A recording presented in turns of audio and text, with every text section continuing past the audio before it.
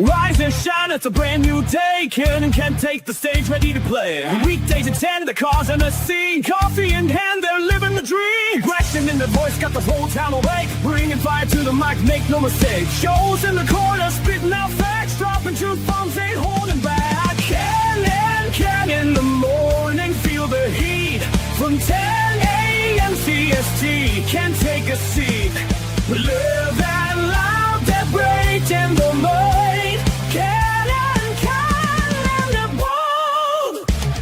Light up your speakers, crank up the sound. They're talking about life upside down.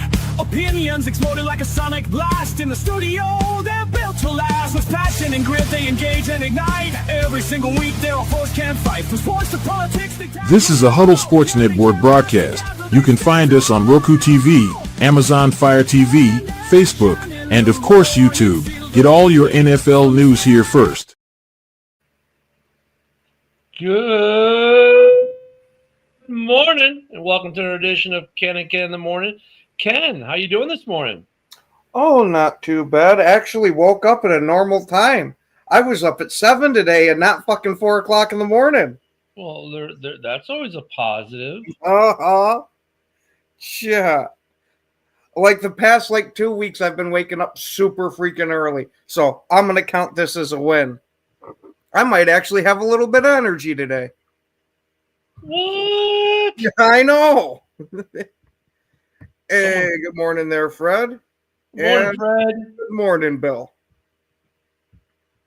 Someone check that man for drugs.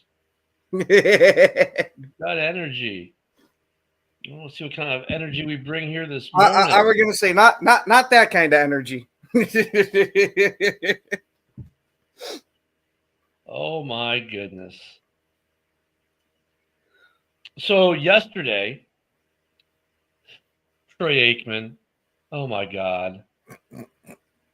Oh my God. So Troy Aikman, of course,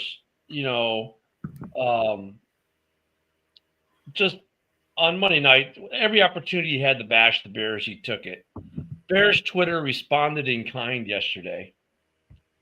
And was it just, yeah. They were comparing Troy Aikman, and there were multiple posts by multiple ex-users comparing Troy Aikman to the carousel quarterbacks, Dak Prescott, Tony Romo. I mean, just all kinds of guys who never won Super Bowls, whatever, and they all have better numbers than Troy Aikman, proving that Troy Aikman is the worst quarterback in the history of the league to be in the NFL. He's not the worst to be in the NFL. He's the worst to be in the Hall of Fame. Yeah, I was going to say. I'm sorry, I misspoke there. I'm still sending this out to all the different communities as we speak. Sorry, multitasking. Us old guys. But yeah, he was the original Dilfer. He Dilfered his way into a Hall of Fame career before Dilfer actually Dilfered his way in. This guy, and what made it worse was for DeAndre Swift's touchdown. Oh well, they just got lucky. He broke a dude's ankles to get open, then he broke a tackle. Yeah, and Caleb made a great throw. Okay, yeah, it's all just luck. Mm-hmm. Oh, he used to dog Rodgers all the freaking time, and we're talking prime Rodgers, where there wasn't too much to bitch about, and he'd bitch all over it. You could tell how much he hated Green Bay from when they had that playoff rivalry. Oh, my God, he's just insufferable. And then, not to mention, all the hot mic moments we caught between him and Buck that are questionable at best. I like how you put that, questionable at best. Yeah. Well, we have heard the rumors about Troy for a while now, but. Mm-hmm. Well, Mary, he tried to be manly and shoot that Miller Lite commercial where he's at a gas station, a little Texas town, buying his 12-pack of Miller Lite. It should have been White Claw. Hey, I just want to say, so yesterday, Ken, you were talking about this, about like the level of bias that Troy Aikman was showing, and that it was worse than usual. And I just thought, Ken's obviously he's a little upset about it, or he's like bringing it up because it was that obvious.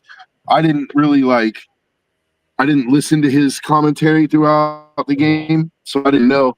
But last night I was on the NFL subreddit, and there was a whole post about Troy Aikman's bias in this Bears game, and how it was like pretty ridiculous. And they weren't even a Bears fan; like they were another team's fan, and they were like, "Yeah,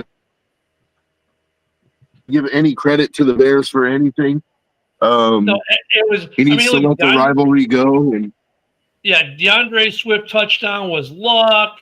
He should have done this. He should have done that. Oh, look, he got the first down, but he should have hit the home run ball. Oh, look, he should have done this. Oh, the Bears defense should have done that. Oh, look how great Jaden is. Everyone wants to sign in Washington because Jaden is just a fun guy. Blah, blah, blah, slobbing the knob. I mean, Jesus, Troy Aikman. That's what I'm saying. Like, he's the most that team of Aikman and Buck is the most insufferable commentary team in football. 100%. I have thought that for about 10 years now. But when Collinsworth starts glazing Mahomes, it's pretty bad too. But with Collinsworth, though, okay, like that going in it, he already has a love affair with Kermit the Frog. Got it. Everyone knows it, right? But he will be critical of Kermit if Kermit does something. He has done that. And he actually isn't insufferable. Because you can watch games with him and be like, okay, like you watch, like let's say, for instance, a Bears-Packers game on Monday Night Football. He'll actually be pretty good about both teams. He'll show some love. He'll show Caleb some love. He'll show Mahomes some love, even though he's not playing. But that's what I was about to say. He'll find a way to work Mahomes in there. At least he's like not just so obviously slobbing knobs the whole game. I love the door. Yeah, I mean, Jesus. I mean, no, Luka. No, I mean, I'm sorry. They're terrible. There's no, even if they change their tune tomorrow, I'll be like, Caleb is my BFF. Yeah, whatever, dude. You're out of here. I mean, I don't want to have a commentator who's slobbering, any quarterback's knob. Hey, man, he's not the best this year. I want commentators who are actually just, calling the game and like, give the quarterback some love when they deserve it. Give them a little like, well, maybe this, that, the other when they deserve it. Give credit where credit's due. Give criticism where criticism is due. And if there's something that maybe we don't understand as fans, explain it. But I don't need a 3-hour love fest on Monday Night Football for one team over another from the commentating crew every week. And look, last week they're all over Jaden. Which Monday Night Football game are they calling this week? Yeah, and Bill, to answer your question, we'll find out today. Injury. Relatively who will be back from injury. So you've got the are they going to be doing the Bucks Lions game or are they doing the Texans Seahawks game? That's the question. They'll probably end up doing the Bucks Lions. That's the early game. Well, yeah, but that one I think is going to have more eyeballs on it. So they're trying to. Okay, that's the ABC game. So that's the ABC/ESPN game. So that's probably, you're right. They'll probably do Bucks Lions.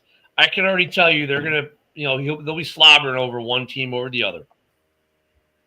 Can already tell you, and it'll probably be they're gonna be slobbering all over Baker, and they're gonna be dissing the Lions at every shot they get. Why? Troy Aikman. There we go. Troy Aikman hates the NFC North. I already know this was going to happen. He's going to sit there and say, "Oh, he'll say everything he can say bad about Goff, everything he can say bad about anyone on the Lions, and he is going to be like all over Baker." And I like Baker, but I'm sorry. I mean, Baker doesn't need that much love. Like at least call the game, somewhat objectively, but Troy can't do that. Either that or we've got more than enough media type of personalities that are fan bases of pretty much each team. How about pair a commentator from each fan base?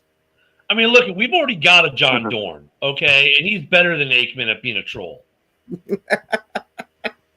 Like I give him a I say we put Tony Romo on the game. Hey, I'm all for having Romo call it. I think Romo really needs to go to the national games. I mean, he gets the national games on CBS. I mean, Romo is good. He doesn't slob knobs. He calls plays before it goes off. You already know it. I mean, actually, as a commentator, he's like, all right, here's what the play is going to be. And then, that's what the play is. And so you kind of – it makes watching it a little bit easier. They're trying to figure out what's going on sometimes. Aikman, and believe me, man, I totally get that. But, hey, maybe we'll stop seeing a little less bias, or at least we know that the bias is coming. Right. Luca, you're killing me, man. Wow. Romo's good when he's drunk. Drinking them Coronas, man, at the Corona hotline. Get Gruden up there. Like, get Troy. Believe me, I wouldn't mind having Gruden in the booth again, but I don't think the NFL is going to let that happen. No, and he would just destroy Buck. Like, because Baker Mayfield has proved it down here in Tampa Bay that he is one of the absolute legit top quarterbacks. Yeah, Bill. Let's walk the dog back on this one. But he's been to three teams. So let's walk the dog here. Baker got hosed by Cleveland because they saw the shiny object by being Deshaun Watson and thought, was he only shiny because of the massage oil? Exactly. And they're like, ooh, we got a quarterback here who took us from obscurity to be a playoff team again, something we hadn't done in forever in Cleveland. And we won games all of a sudden with him. And we finally drafted a quarterback, number 1 overall, who's actually playing good. But look, there's this Deshaun Watson cat who was drafted. What was he drafted? And he's going to be awesome. Yeah, who cares that he's got like 36 pending court cases for sexual assault? We'll just sign him to the biggest contract in NFL history, fully guaranteed, and kick Baker to the curb. So, Baker, who's riding high, doing great little commercials for Progressive and everything, she's such a good egg. Now is like, emotionally just wrecked. He goes to where did he go next? He goes to a team where he's never going to be the starter. Carolina. Yeah, Carolina. An absolute suck you there. Go to Carolina, which is a hot mess. No one does good in Carolina except for DJ Moore at this point. And then he goes off to the Rams to be a backup. And he massively credits Sean McVay for his turnaround. McVay gets his head right, and then says, hey, now go do great things. And he goes to Tampa, and they say, dude, you're our dude. We have all our faith and confidence in you, and that helps. It does. And Baker's being Baker again. He just took a little pause there for like a season and a half or so. And I don't blame him. I think anybody would probably have a little bit of an issue with the situation that went down. He's good. And he proves that he's good week in and week out. Probably the best quarterback in the league right now. Well, that's the thing. People are saying, like, who should the next coach of the Titans be? Like, there aren't any people. Like, really? There's a defensive coordinator in Minneapolis who is itching to get a head coaching gig again. And then I said, and you could just take whoever the OC is currently in on any given Sunday in Tampa and make them a head coach, because it seems whoever is a head coach, boom. Morning, Butters. Oh, Joe Flacco was also considered elite. Granted, it was a long time ago, and it was a questionable elite, but he was up there. Joe Flacco had a phenomenal defense, but he did play good ball. People seem to forget about but that miracle run he had. That playoff run in 2012 Yeah. when he threw Well, like 12 touchdowns, no interceptions in the playoffs. And But that's remember like that Eli. that Eli miracle deep ball in Denver? That's like Eli, though. That's like why Eli isn't in the Hall yet. Like Eli in the regular season was kind of pedestrian, but in the playoffs, like Hold on, he was very good. pedestrian in the playoffs too. Besides those 2 runs, runs, he was awesome. I will not take that from him. But he sucked otherwise in the playoffs. Well, that's what I mean. That's why he's having a hard time to get in the Hall of Fame, even though he's probably got better numbers than Troy Aikman too.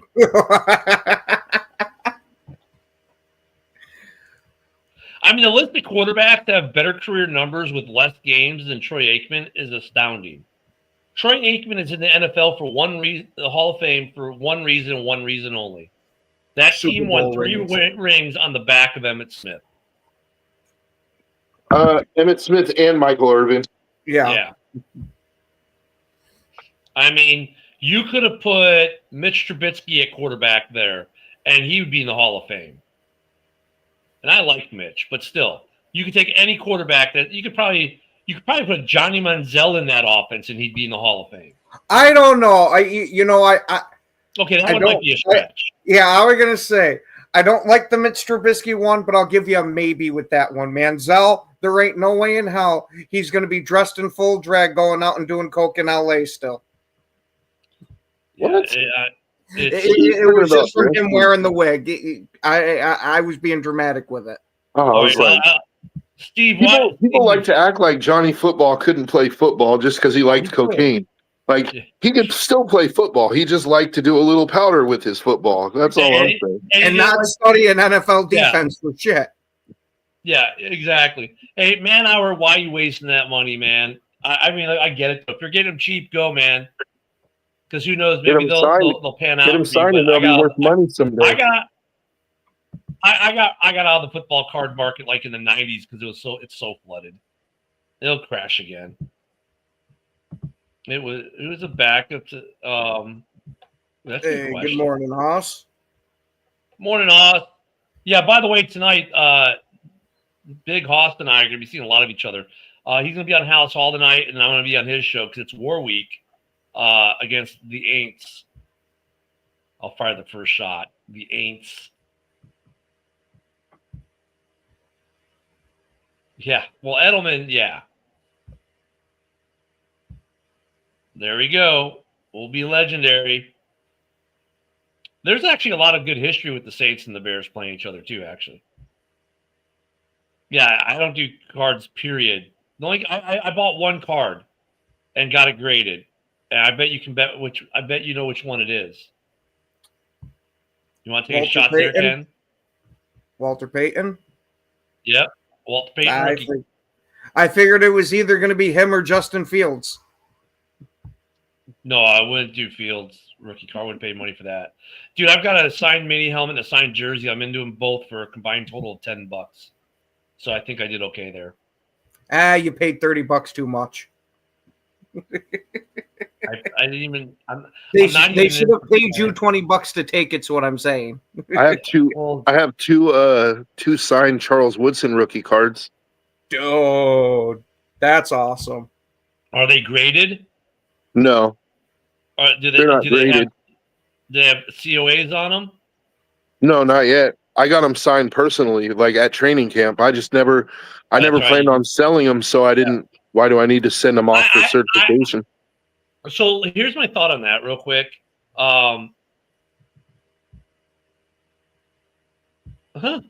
Interesting stat there, Hoss. But here's the thing with signed mem. Even though you get it signed yourself, always get the COA. Yeah, it'll cost you $20 or whatever to get it done. But it's not because you're going to sell it. But one day when you leave this earth, one of your family members will probably inherit it. And so it can either end up in a trash bin because they don't know what it is. it could end up in a thrift shop, like say the Tom Brady signed football I paid only $75 for, or when I got the Sean Taylor mini helmet for $25, that was worth $8,000. You see, you know what I'm saying? So you get the COA so that when they inherit your stuff, oh, this might be worth a little something. Why does it have a certificate of authenticity? Let me check this out. They can just bury me with mine. Yeah. How wait, Luca's like getting the COA can be a giant scam? Sometimes they can be faked. Yeah, So you got to go through a reputable company like JSA or Beckett. Yeah, that's what I'm saying. You were doing JSA, PSA, Beckett, you know, there are, I mean, like, I get it with Fanatics. There's a lot of people have been faking the Fanatics hollows and stuff like that. But like, if you take it to JSA, you're not going to get scammed. You're not getting scammed. You know, I when I look for mem that has hollows on it, I look for JSA or Beckett specifically. I trust those two companies. Yeah, that's not to say they're the only ones. That's not the one. That's not to say they're the only ones that you can trust. They're just the ones that if I see a JSA or a Beckett hollow, I'm like, okay, that's legit. You know. And the thing about JSA for like guys like us, they're the most accessible in terms of getting your stuff to them. Because like if you go to any Comic-Con, you go, you know, they're always there. They always have a booth at a Comic-Con or most major card shows or memorabilia shows. They always have a booth there, and you can get it done on the spot. You don't have to mail it in and wait. Like, okay. Yeah, see, I didn't know you could just go up to the Comic-Cons and they had the booth there. Should I? Yeah, like that. When they have the next one, I think it's like in Syracuse or something like that, I might go to get my 2009 team ball certified. I don't know if the COA would have gotten you more. The COA doesn't mean you're going to get more, but at least people know it's authentic, right? Man-hour, what is a Comic-Con? Well, you can go hit YouTube and Google or Grok and find that out. Man-hour. It's where us fat nerds like to congregate. Well, like, you know, like here in Pensacola, we don't have a Comic-Con. We have Pensacon, and they don't bring it. It's not comic book people per se, but it's like movie people too and stuff like that. I met George Wentz here. I met a couple pretty cool people here at the shows here. But the nice thing, like PSA, when I did PSA DNA to get the Walter Payton card graded, it took 7 months. 7 months.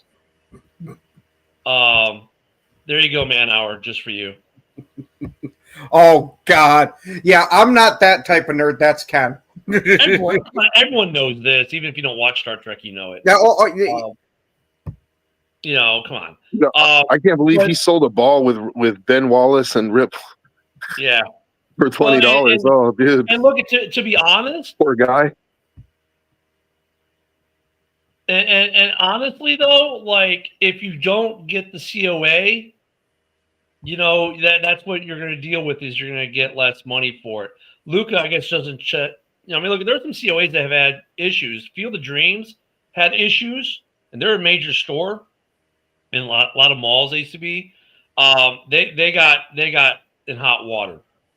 I haven't really heard of Fanatics. I know have issues. PSA, I've never heard of issues with PSA about scamming people with them. Now maybe people are trying to copy their hollows because of that's what it was. Yeah, but that doesn't mean, Luca, that you shouldn't be looking for COAs. It just means you need to be diligent with your COAs.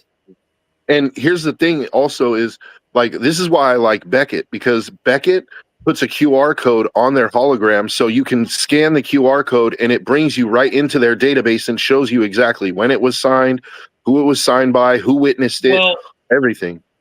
Yeah, but so does Fanatics, though, and they still get forged the hollows. The problem is this. It's guys like – here's the problem. It's Fanatics is the problem because they've jacked up the prices on certain players so much that's created an easy way for guys to scam and make money.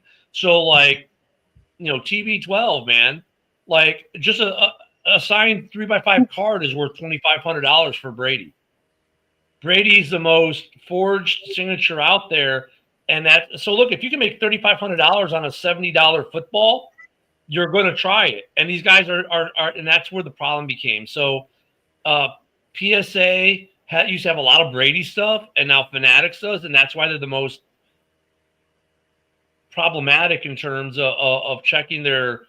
But like for Brady, though, for instance, there's a Facebook group that's dedicated just to Brady signatures, and they got 3 guys on there who are they know Brady signatures, and they'll tell you for like you pay them $10, you say, hey, is this legit? And they'll tell you, yeah, this is legit, or no, this is a fake. And you'd be surprised at how many people have Fanatic COAs and they're like, that's a fake.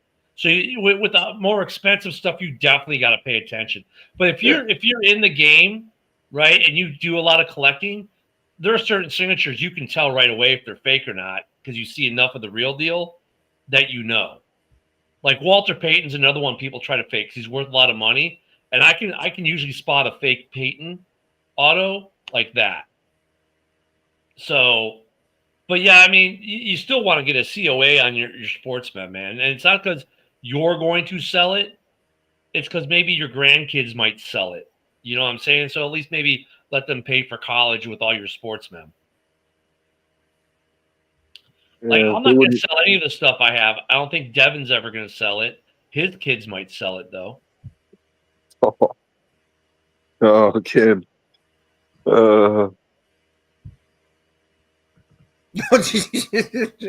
Well, we better be getting our cut in the mail soon here, Ken. Yeah. Hey, does the Joe bobblehead come with the Carlson Gracie beanie?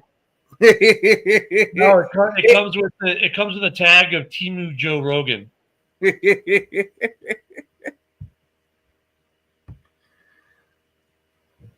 Luca's got COAs for sale. Yeah, but Beckett. So that's one of the things I like. Telling you is do not. I think buy Beckett guarantees. I think Beckett guarantees their certs though that their holograms are not reproducible. Like they have something specific about their holograms that you can't reproduce it. And let's be honest, like, everyone always has this handy dandy little device called a phone with them. And like with any of these, you see an item that you're thinking of buying and it's got a cert, you can look the cert up and look at the certs always are jacked up on these fakes. Like they won't match. They'll like if it's a panel ball, it'll just say football, but no, it's supposed to say panel ball. Because when they put the certs in, they're pretty descriptive, right? Like it's a mini helmet signed on this day, blah blah blah, whatever.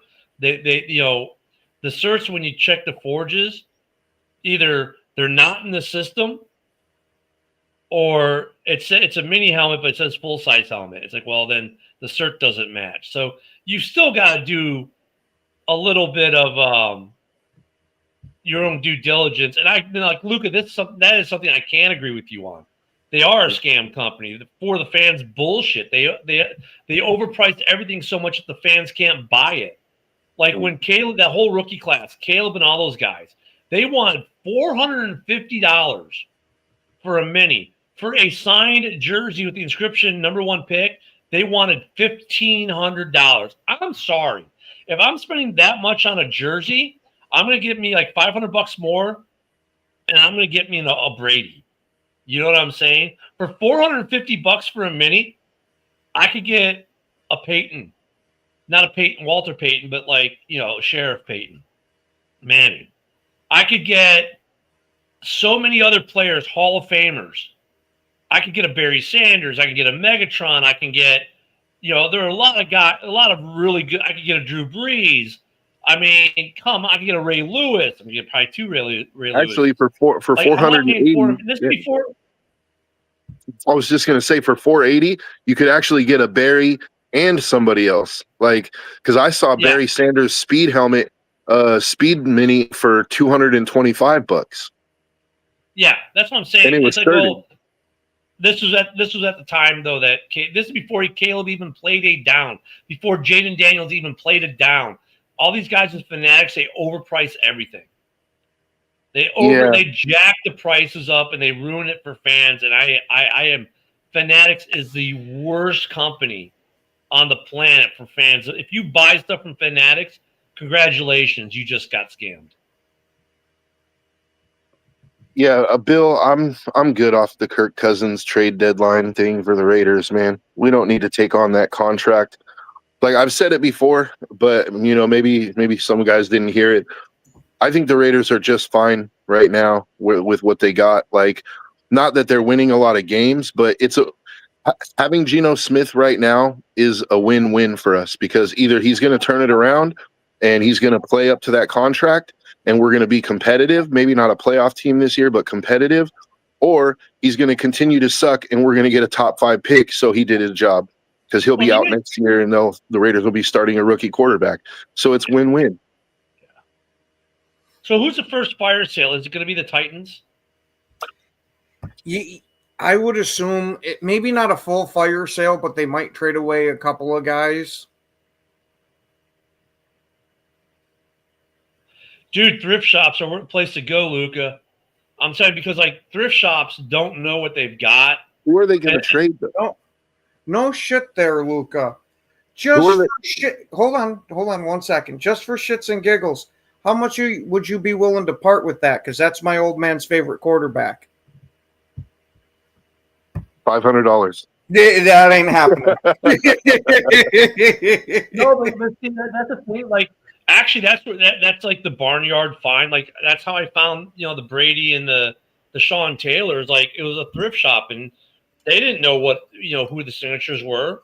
They just knew they were signed. And when I bought the Sean Taylor, I was just looking for a Redskins mini because I didn't have one, and I wanted one because remember this when they're doing the Commanders, the Washington football team thing. I wanted to find one, and I'm like, well, and they gave it to me for $25. I'm like, I didn't even know who the signature was at the time because you don't see many Sean Taylors. And I went and looked it up, and I was like, oh my god, I just got an $8,000 helmet for $25. Yeah, I never got nothing like that. But I was at a thrift store and I saw this plaque that had it had a card and not an 8x10, maybe an 8x10 or something, a photo, and it had a few other pictures on it, and it was signed by Will Clark. You remember from the Giants, Will the Thrill? Yeah. And they wanted $30 for it, but I didn't have the $30. I was like, I would have took that in a heartbeat, man, because I grew up watching Will Clark. He was my favorite player as a kid. Oh, there you go, Ken. Well, there, Luca. I'll be getting a hold of you then, because that sounds like a hell of a deal to me. Yeah. Yeah. And that's friends helping You'll friends. make the old man happy. Thanks, buddy. Hey, and that's awesome of you, Luca, to have him donate to a children's hospital. That's right on for you, dude. Yeah, I mean, I don't know if the Giants are going to be fire selling. Bill said the Giants will be a fire sale with the Titans. Yeah, I don't think. I don't know. Yeah, I don't think so, especially with them just beating the Eagles. Because even if they to walk the dog here, even if they don't win another game the rest of this season, they're gearing up, expecting next season to take a huge step. Well, let me say this for the Giants, the Titans, and the Titans specifically. I think that because they have offensive line issues both. If they've got pieces on defense that are going to be big contracts or contracts they don't want to spend money on in the offseason, you might see them get traded off for draft capital, anywhere, depending on the player, anywhere from a second rounder to a seventh rounder, honestly. The Titans have a couple guys who aren't going to be re-signed for the $7 or $8 million they'll cost because they got enough depth. And so, we'll trade them off and get a fifth rounder and just, draft more depth at the O-line, which is a good place to get depth because, oh, wait, what round was Zach Tom? Fifth round, right? You get a lot of good line. You can get a lot of good linemen. They're not going to help you next year, but 2 years down the road, they're going to be starters. 2 or 3 years down the road. That's the funny thing with the offensive line. So I think both those teams will sell off some defensive pieces and maybe even a couple of offensive pieces if they've got the spare. I don't think they do. Well, the I don't Titans. think it's going to be. I don't think it. Yeah, I don't think they do either. Neither of them have an abundance of wide receiving talent or running back talent. But they may get rid of some offensive linemen that they're not planning to retain because they're going to replace them in the offseason, whether it be via free agency or draft. Like if they've got a tackle that's for them's not working, but will fit in another system, they can make some money and they have a guy that's going to work better for them in the pipeline or something. You might see that. Miami needs to do a lot. Yeah. And they've been kind of in a weird way fire selling in free agency. They haven't been re-signing free agents that they've let go. That's been their problem. They let a lot of talent leave without getting anything for it. Mm-hmm. So that's their problem. But yeah, their problem. Rumor is Bradley Chubb is on the trading block for the Dolphins. There, you know what, Ken, you're laughing at Fred's comment, but there is a huge market for stuff like that. I'm not surprised. There's a big with a lot market. With a lot of these murderers, especially if they were famous, they get quite the following. Fred, it just made me wonder, like, what's the going rate on like a signed Mark Shimura jersey?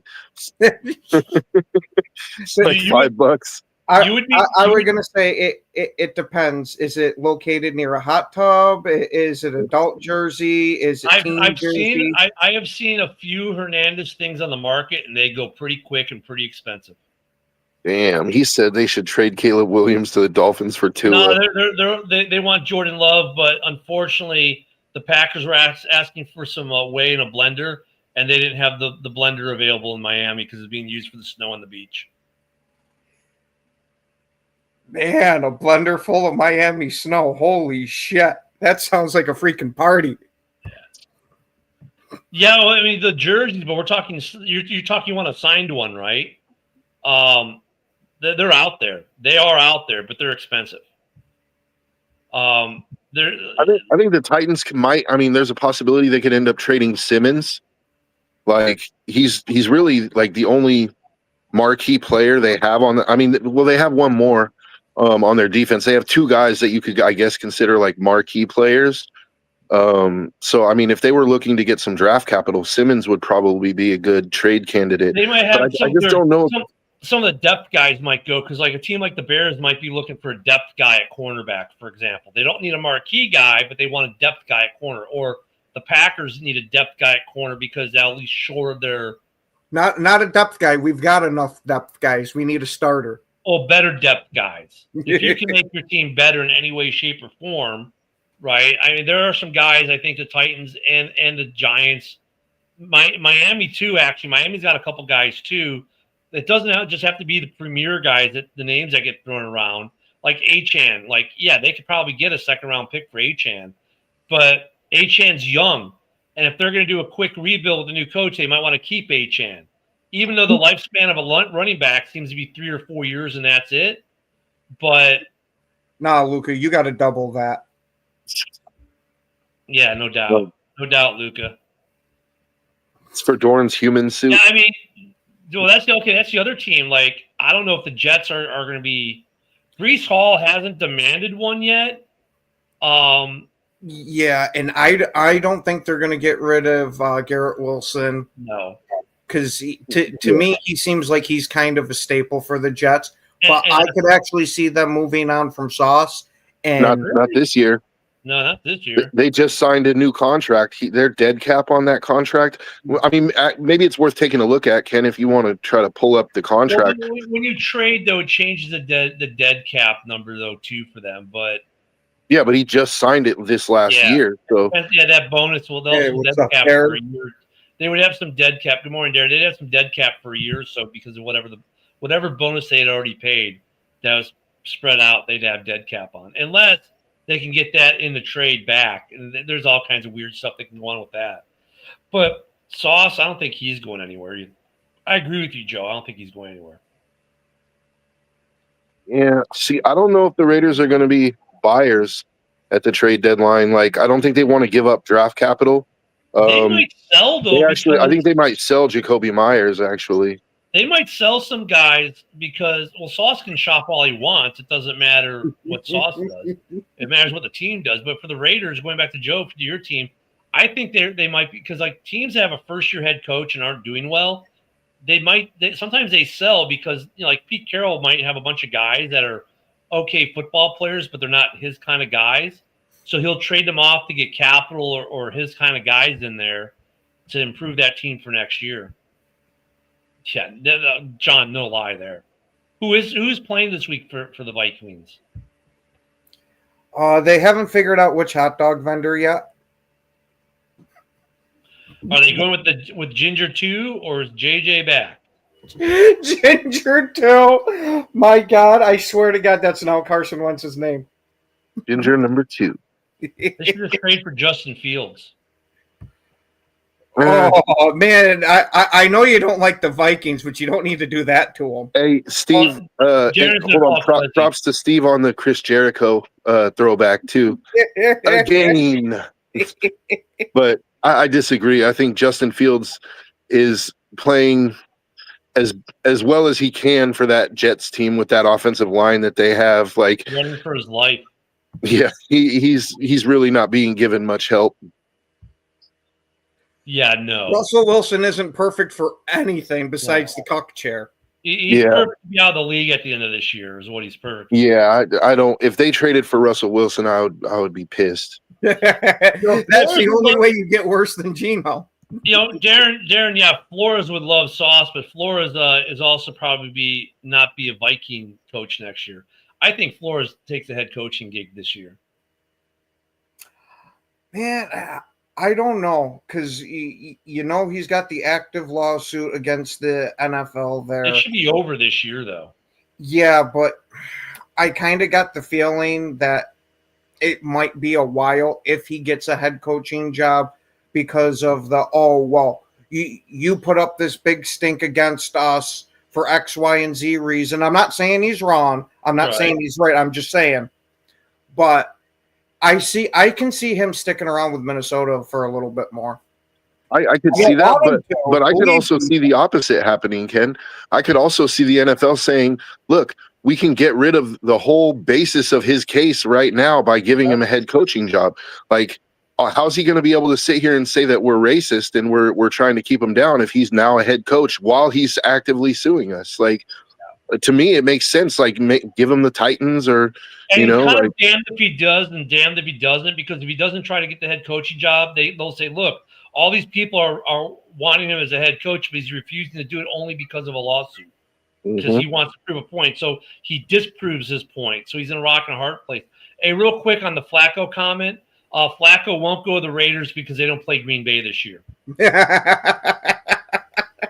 And I thought the point was to get better. Like, Flacco is not Flacco anymore. And I don't like Geno throws a lot of picks, but Geno can still throw the football like down the field. Like, granted, it's into the other team's hands, but I'm just saying, like, he's got a hell of an arm on him. He just can't complete it to his team. Yeah, like, I don't know. I think the Raiders will stand pat at quarterback.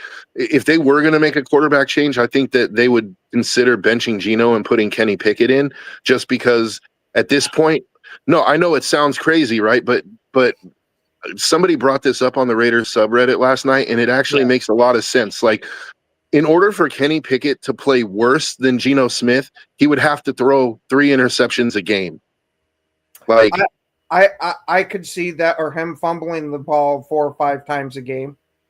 But then that's what I'm saying. Then at that point, it's like, okay, well, then you go back to Geno, and you know, like, that's all I'm saying. I'm not advocating for putting in Kenny Pickett. I'm just saying, like, there is a contingent of Raider fans that are saying we should be starting Pickett because as bad as he is, he's not going to play as bad as Geno is right now. You know what? Let me go back up to this comment up here, because this is why I was giving that look, Joe, not because of what you're saying. Because maybe thinking was Zadarius Smith retiring abruptly in the middle of the season like he did. It begs the question, one of two things. Either one, is there an injury there that we didn't know about that's kind of like forcing him to do it? Or are the Eagles that dysfunctional in that locker room? in that organization. There's a third one. Is Zadarius just that much of an asshole? Because I think that's the one. I think he thought he was going to walk into the Super Bowl with the Eagles, and now that they lost 2 in a row, he took his ball and went home. Well, I mean, okay, but that would lend more to the other question of what's going on in the Eagles organization. That okay, you take 2 straight losses, and now Zadarius Smith retires on you. Like just taking the 2 losses, I don't look at that. It happens. He's been around the league long enough. He's been through a 2-game skid before, and they come back and win 6 more in a row. It's not. I don't think that's necessarily it. I'm wondering if there's something else going on in that Eagles camp. Well, because he's leaving a lot of money on the table too. These guys don't like to leave millions of dollars on a table just because we might not make the Super Bowl. He'll be like, whatever, I'll just stick it out, collect my $8 million and retire. No, this guy said, I don't care about my $8 million or however much it was. I'm just done. What else is the problem in Philly? Well, there might be a 4th option then. He didn't want to get run over by Scadaboo again. I actually, so that 4th option, Ken, I think even though I don't think it's as specific as what you're saying, like he didn't want to get run over by Scadaboo again. I think that the argument, like he's physically washed. And I think there's a possibility that because he hasn't been playing well, that the Eagles were like, hey, dude, we're like going forward, you're not going to be a starter. And so he's like, okay, well, I'm going to take my ball and go home then. Like he doesn't want to sit on the bench. You know, he has an ego like players do. And I think it's possible at least that the Eagles were like, look, dude, you're not really helping us at this point. And so he's like, all right, well, I'm going to just call it a career then. I mean, he had a sack and a half this season. So you'd be perfect for the Bears because we don't get sacks. But I mean, I'm just there's more to that story. Put it that way. And part of it though, because the Eagles aren't Eagles, right? We've heard they've had dysfunction. We know it because look at their head coach and flicking off the fans and everything else. Darren, he's retired. He's not going back anywhere. He can't go back anywhere without compensation being given. Put it that way. And then even then, the Eagles can say, nope, we're not going to allow it at all, period. But I'm just wondering if there's more dysfunction in this Eagles camp that maybe, we don't look at. We see the tip of the iceberg. We're not seeing the 90% under the waterline, right? Yeah. So what else is going on in Philly that Zadarius just threw the money out the door? It very well could have been that last year everything just went perfectly for them and went their way. Because don't forget, before they had that run last year, before they went on the bye last year, we were asking if their head coach was going to be on the hot seat and fired in season, not even make it to the end of the season. So you could be onto something there with that. Well, and the year before, think about the way they finished the year before, right? They lost like 6 straight games or something like that. Was like on the verge of being fired. He lost the locker room. Then all of a sudden last year they managed to like get it together and win a Super Bowl. Well, but maybe those issues that they had with Sirianni never really went away. It's just like they say, winning is the best deodorant. You know what I mean? Think about it. A.J. Brown demands a trade. Right? There's other things going on here that we know of. A.J. Brown wants out. He wants to be traded. They have too much tush push in the locker room without John, so John's mad. But you know what I mean? Like there's something else going on in Philadelphia. Yeah. Like, are we starting to see the beginning of the wheels falling off in Philly? I think it's a little early to say that, honestly. Like they showed last year that they can overcome a bad stretch. Maybe they're having a bad stretch right now. But I do think that part of it is last year they rode Saquon to a Super Bowl. Like, I don't think that anybody can say that they didn't.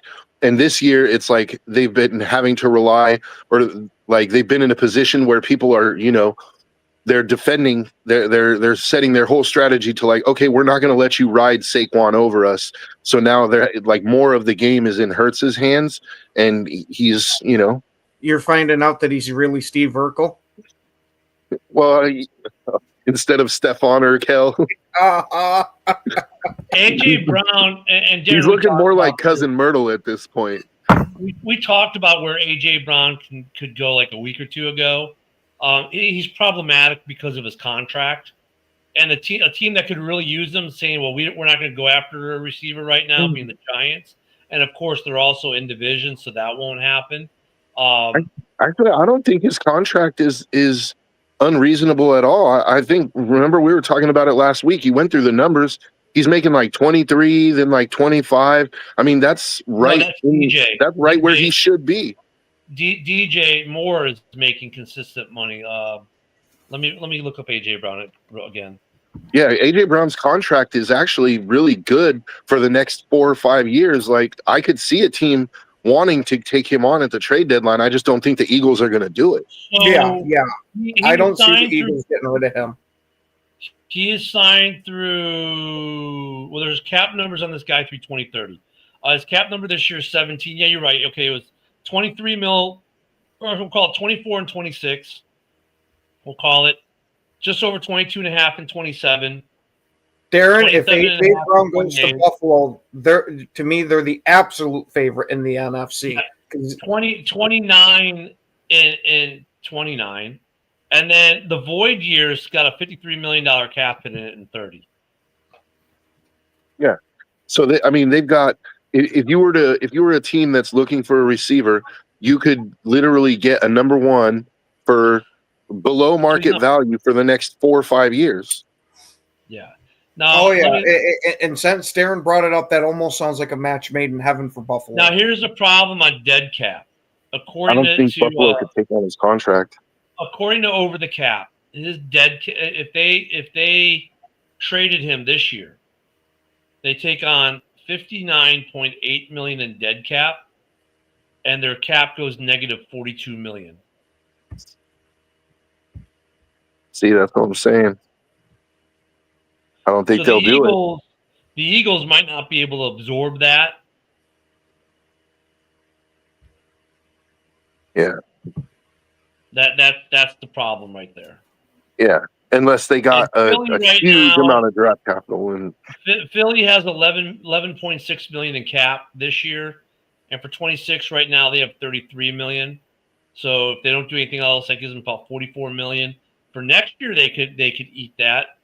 For next year, they have the space to eat.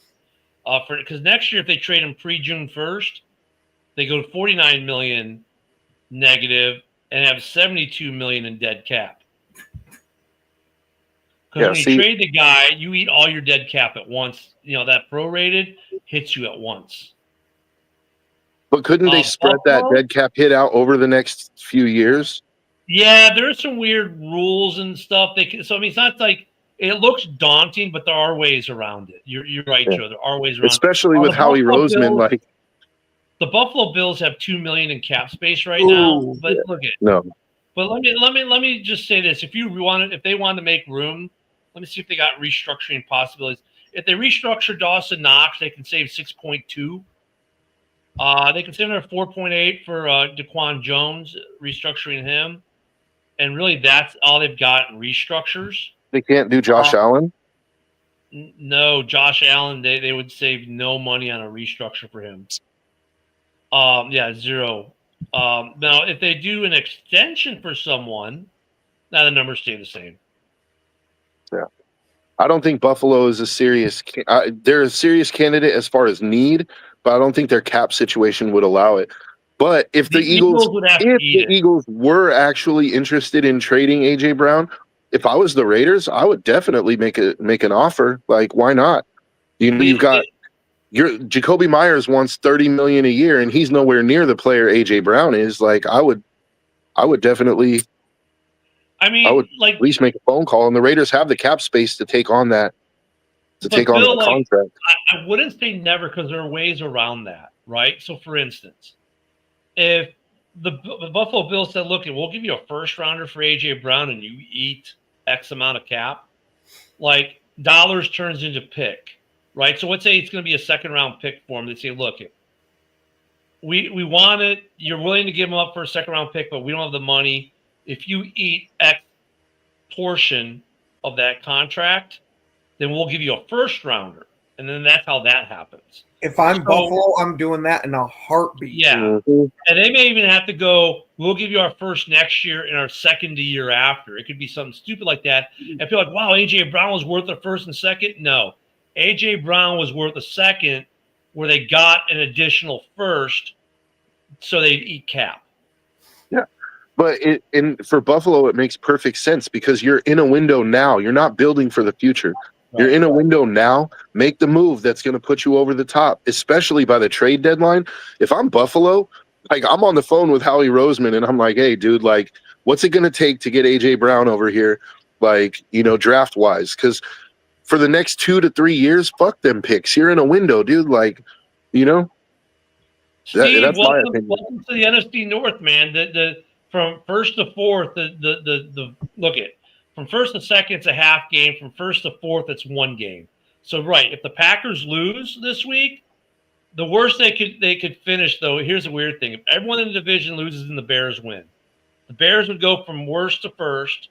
The Packers would literally just move to second because they'd still be a half game up on Detroit and Minnesota because of the tie. Man, A.J. Brown to Kansas City, I don't like that. Yeah. I don't like that at all. Yeah, No, Joe, I'm with you. I don't want to wouldn't. see that one either. Well, the Bears wouldn't. Why would we? Don't need A.J. Brown. We don't. He's not a need. The receiver is not something the Bears are going to be trading for anytime soon. So, if anything, you might be looking for another corner. Because Nahshon Wright, he's been admirable. He's done a good job this season for the Bears. But if there's better, they'll go there. And of course, Bears fans want to complain about an edge rusher. But here's the we only got a few minutes, and I'll just say this really quick. Oh, the Bears aren't getting sacks. Okay, what would you guys rather have, sacks or turnovers?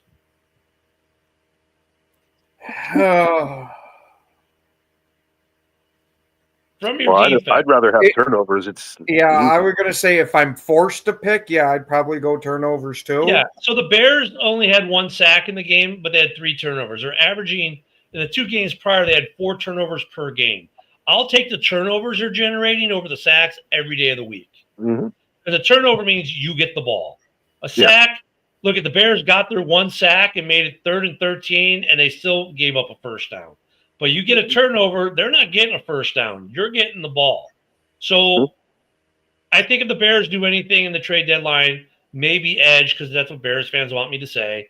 But maybe I think that if they could find a corner with JJ being out, they might go for a corner, which makes Ken mad because he wants a corner too. Nah, you don't need a corner, man. See? Go for that edge rusher. That's way more important for you. And if the Bears don't do anything, they'll just carry that $8 million over to next year that they freed up in JJ's contract this year. So, I don't know if the Bears are going to do anything. But Wait, are you saying the Bears are going the Ted Thompson method to see who can roll over the most money for the next year? No, we only had like $1 million. Then we freed up. We made $8 million by restructuring JJ's contract, but. No, they wouldn't get Chase Young because his contract is stupid. His contract is stupid, Darren. Mm-hmm. $20 million. Almost all the Saints' contracts make these guys untradeable. Yeah. They really do. Yeah. It's just Saints are never going to start that rebuild, dude. Yeah. Nope. Like watch. By the end of the season, you're gonna hear like Chase Young is being extended. Well, they have to do something because his contract next year it starts to balloon up. Like he's cheap this year and he gets expensive. Yeah, but that's what I'm saying. They're gonna extend him to make him cheaper so they can keep him longer. Yeah.